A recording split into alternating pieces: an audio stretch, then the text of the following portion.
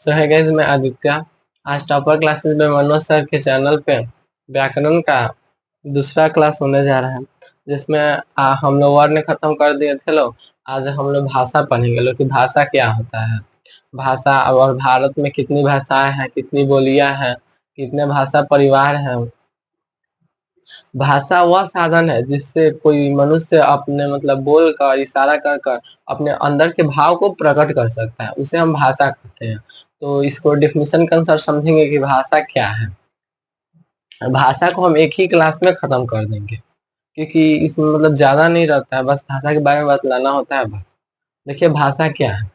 तो भाषा वह साधन है जिसके माध्यम से मनुष्य लिखकर, बोलकर या संकेत कर कर परस्पर अपना विचार सरलता, अस्पष्टता, निश्चितता तथा पूर्णता के साथ साथ प्रकट करता है। मतलब भाषा वह साधन है जिसको बोलकर या मनुष्य मतलब इशारा कर कर अपने भाव को आसानी से प्रकट करें, उसे भाषा कहते हैं। पूरे विश्व में 2796 भाषा होता है। ये ऑब्जेक्टिव में आ सकता है कि विश्व में कितने भाषा होते हैं, तो 2796 भाषा होते हैं। और पूरे विश्व में 400 लिपियां होती है। लिपियां कितनी होती है विश्व में, तो 400 लिपियां होती है। अब भाषा के कितने आधार होते हैं, तो भाषा के आधार दो होते हैं। कौन कौन आधार होता है, तो मानसिक आधार और भौतिक आधार। भाषा के कितने आधार होते हैं, तो भाषा के दो आधार होते हैं, मानसिक आधार और भौतिक आधार। अब भाषा क्षेत्र में कई बोलियां होती है। जैसे भाषा क्षेत्र है उसमें कई बोलियां भी होती है, और बोलियां में भी कई उप बोलियां होती है। लेकिन ये नहीं कि सिर्फ बोलियां होती है, बोलियां में भी कई उप बोलियां होती है।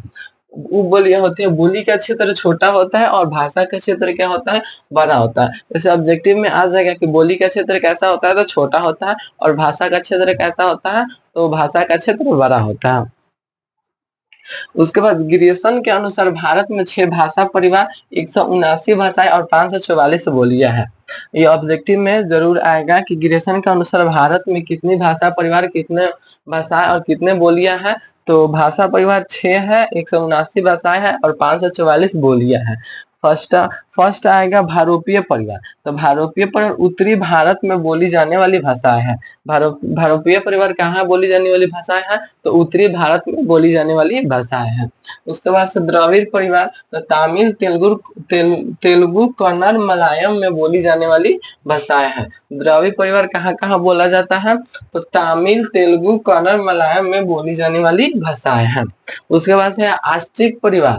तो आस्ट्रिक परिवार में संताली, मुंडारी, हो, सवेरा, खरिया, कोक, भूमिज, गदवा, पलक, वाघ, खासी, मूलखमे, निकोबार बोली जाने वाली भाषाएं हैं। आस्टिक परिवार कहाँ कहाँ बोला जाता है, तो संताली, मुंडारी, हो, सवेरा, खरिया, कोक, भूमिज, गदवा, पलक, वाघ, खासी, मूलखमे, निकोबार बोली जाने वाली भाषाएं हैं। इतना आप लोग नोट कीजिए, इसके बाद और बताएं।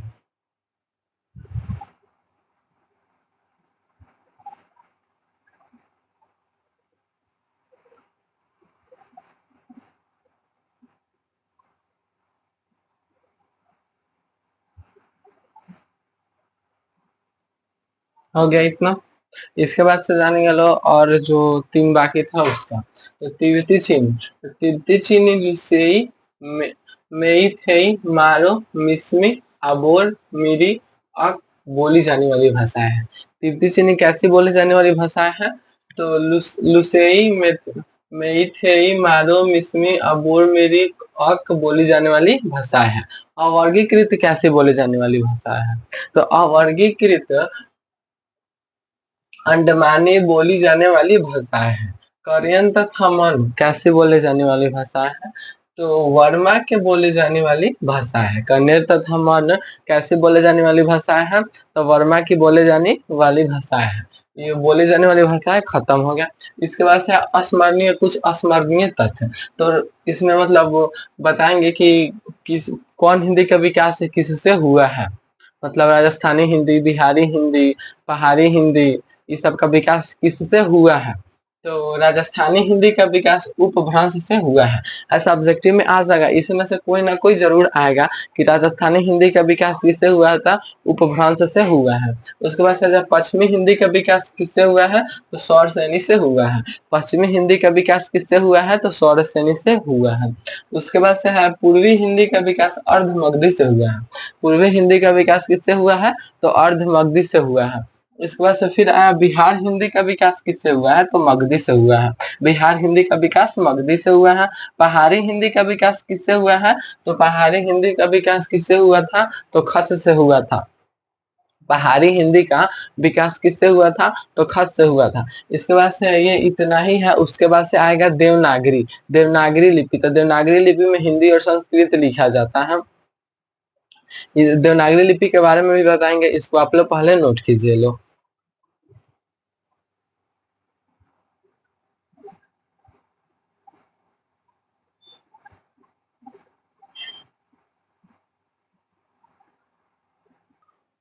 इतना हो गया।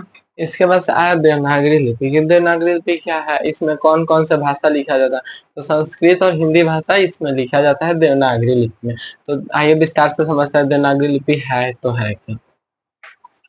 तो देवनागरी लिपि हिंदी और संस्कृत देवनागरी लिपि में लिखा जाता है। देवनागरी लिपि का विकास ब्राह्मणी लिपि से हुआ। देखिए भाषा में जो मोस्ट इम्पोर्टेंट है ना, तो वही यही जो है देवनागरी लिपि है। MVBI देवनागरी लिपि।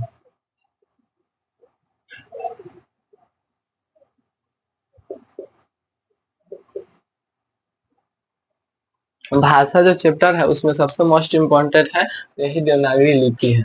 और देवनागरी लिपि हिंदी का बुक में भी है, उसको भी पढ़ना है चैप्टर। तो देखिए हिंदी और संस्कृत देवनागरी लिपि में लिखा जाता है। देवनागरी लिपि का विकास ब्राह्मणी लिपि से हुआ था। ऑब्जेक्टिव में पूछ सकता है कि देवनागरी लिपि का विकास कहाँ किस लिपि से हुआ था, तो ब्राह्मणी लिपि में हुआ था। इसका सर्वप्रथम प्रयोग गुजरात नरेश जयभट्ट के एक शिलालेख में मिलता है। इसका सर्वप्रथम प्रयोग कहाँ मिलता है, तो गुजरात के एक कौन, जयभट्ट के एक नरेश, गुजरात के एक नरेश जयभट्ट के शिलालेख में मिलता है।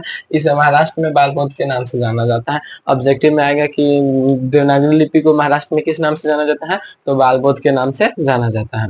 और भाषा यहाँ पे हम लोग का समाप्त हो गया। और कल हिंदी का बुक हम लोग पढ़ेंगे लोग। तो वीडियो अच्छा लगे तो चैनल को लाइक सब्सक्राइब कीजिए। और पीडीएफ लेने के लिए इस व्हाट्सएप नंबर पे कांटेक्ट करें।